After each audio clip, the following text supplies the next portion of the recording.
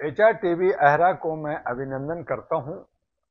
आज जो जिस तरह से लोकतंत्र का एक मजाक बना हुआ है कि जनता एक उम्मीद एक भरोसा से अपने जनप्रतिनिधि चुनता है कि वो हमारे हित में, देश हित में, राष्ट्र हित में काम करेगा, लेकिन नेता लोग जो हैं वो रेवड़ी बांटने में और रेवड़ी को पाने में लगे रहते हैं। सबको हिस्सा चाहिए, सबको कुर्सी चाहिए, सबको फायदा चाहिए। तो इस तरह का जो ये ले करके आज जो महाराष्ट्र के पटल पे जो दिख रहा है, शिंदे पहले भी शिवसेना को तोड़ा इसीलिए था कि उसको मुख्यमंत्री बनना था, उसको मलाई चाहिए था, उसको फायदा चाहिए। और जब बीजेपी के साथ हाथ मिला करके जब सरकार बनाने की बात आई तो उसने मुख्यमंत्री और बहुत सारे फायदा, क्योंकि वो नहीं चाहता कि हमारा जो विरोधी लोग हैं, जिसमें 27,000 करोड़ का केस, जो डिप्टी सीएम बने अजीत पवार और जो है फडणवीस को भी साइड करना चाहता। फडणवीस चाहता है कि मैं बीजेपी का लीडर हूं, मैं मुख्यमंत्री बनूं, दूसरे को मजबूत न बनने दूं।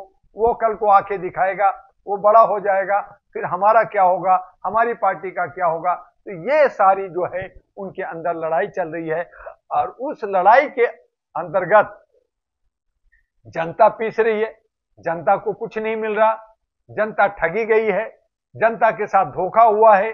और इसीलिए चाहे वो महाराष्ट्र हो, चाहे वो आपका झारखंड या कोई अन्य राज्य हो, मेरी मांग है कि ये जो जनप्रतिनिधि चुने जाते हैं, जो एन पिन के तरीके से ईवीएम में और गलत तरीके से चुने जाते हैं और अपनी मनमानी करते हैं, वहां पे खुल्लम खुल्ला मत का अधिकार हो, पारदर्शी हो, नाम और चेहरे पे हो, और जनता जिसको ज्यादा वोट देती है, जिसको ज्यादा पसंद करती है, वही जनप्रतिनिधि हो, वही उसका देखरेख करे। लेकिन ये सब अपनी मनमानी करते हैं। कई बार तो ये नेता नहीं होते, जनप्रतिनिधि नहीं होते, ये राज्यसभा से या नॉमिनेटेड हो करके भी ये पद हासिल कर लेते हैं, मुख्यमंत्री प्रधानमंत्री बन जाते हैं, जो लोकतंत्र पे एक दाग और एक धब्बा बनता है, संविधान की धत्ता बताई जाती है। ये सब अपनी मर्जी से चलते हैं। और यही महाराष्ट्र के विधानसभा का, चूंकि वोटिंग हुए, रिजल्ट हुए, काफी दिन हो गया, सरकार बन जानी चाहिए थी, लोगों को मुख्य धारा में आके काम करना चाहिए था।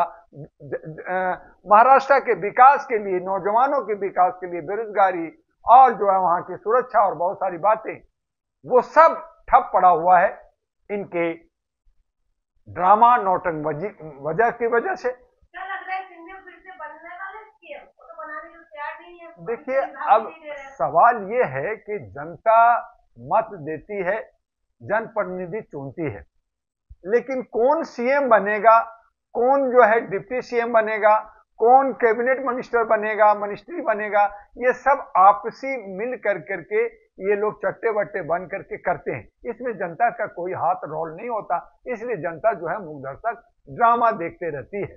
तो अब इनके ड्रामा हो रहे हैं।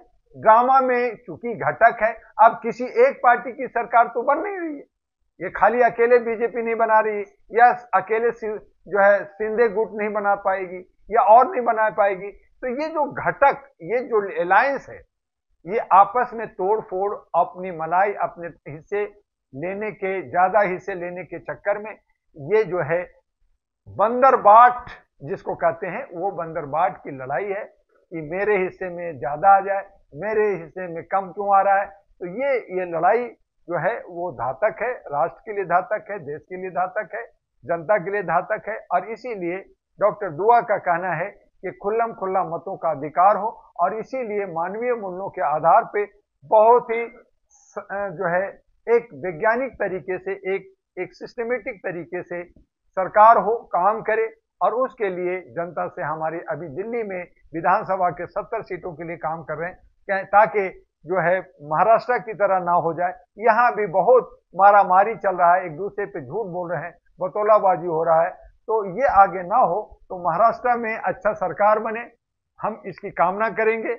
और जनता को उनकी जो जो जिस उम्मीद और जिस आस से सरकार चाहती है, वो उस पर खरा उतरे। शिंदे को बनाएंगे, आपको लग रहा है? ये तो पार्टी की बात है। देखिए मैंने बार बार कहा ऐसा क्यों करते हैं? पहले तोड़ देते हैं, फिर उसके बाद वहां पे जो 200, होता है ये देखिए विधानसभा का सीट, जर्नलिस्ट महोदय, विधानसभा का सीट 288 है और 145 जिसके सीट 100 जो 50-49 सीट जिसके आगे वो सरकार बनाती है। अब ऐसी सूरत में बीजेपी के पास जो है वो 140 के 39-40 के पास है, तो 5-6-7 सीट कम रहे तो अकेले सरकार नहीं बनाएगी। अब वो घटक भी सब मिलके लड़ी है, तो उसमें जो है शिंदे हैं, बाकी लोग हैं, अजीत पवार एनसीपी है और लोग हैं, तो वो सब मिलके कर रहे हैं। तो क्योंकि शिंदे की सरकार थी, शिंदे जो है मुख्यमंत्री था, तो वो चाहता है कि मैं मुख्यमंत्री बना रहूं, मेरे जो हाथ में ये पावर रहे, और बीजेपी चाहती है कि उसकी पावर ना हो। तो ये आपस की इंटरनल लड़ाई है, ये पार्टी समझे, ये करे, और अगर नहीं होता है तो एक तरह से विद्रोह होगा, विद्रोह होगा तो टूटेंगे तो वहां पे राष्ट्रपति शासन लागू होगा, या दूसरे को जो है दूसरी पार्टी के पीछे भागेंगे, दल बदलू होगा। तो यही जो है लोकतंत्र का मजाक हो रहा है, और ये मजाक जो है हमारे देश पे, हमारी जनता पे एक बोझ बन रहा है। महंगाई बढ़ रही है, बेरोजगारी बढ़ रही है, हमारा विकास नहीं हो रहा है, और ये जो है ड्रामा नौटंकी करते रहते हैं। तो इस तरह से हमें जो है सोचना हो और समझना होगा। इसके लिए नौजवानों को, युवाओं को आगे आकर करके और अपना रास्ता बनाना होगा, और वो विकल्प है एरा नेशनल पार्टी एनपी।